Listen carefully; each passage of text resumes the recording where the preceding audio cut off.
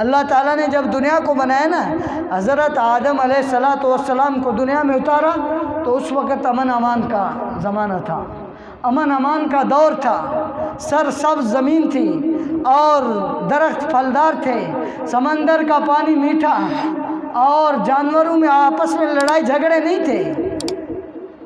تو جب قابیل نے پہلا قتل قابیل نے کیا تھا، دنیا میں پہلا قتل قابیل نے کیا، جب قابیل نے اپنے بھائی حابیل کو قتل کیا، جب قتل کا خون ریزی کا یہاں سے خون ریزی شروع ہو گیا تو اس کے بعد سے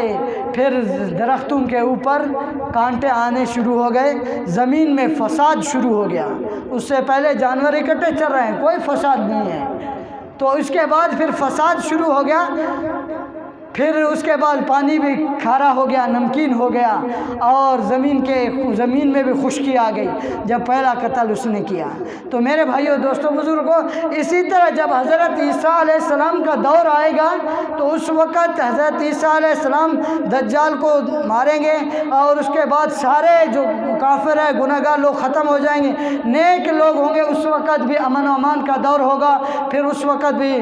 خوشی سے زندگی گزاریں گے لوگ، اس وقت بھی فساد کچھ بھی نہیں ہوگا۔ تو میرے بھائیوں دوستوں بزرگوں، میرے کہنے کا مقصد یہی ہے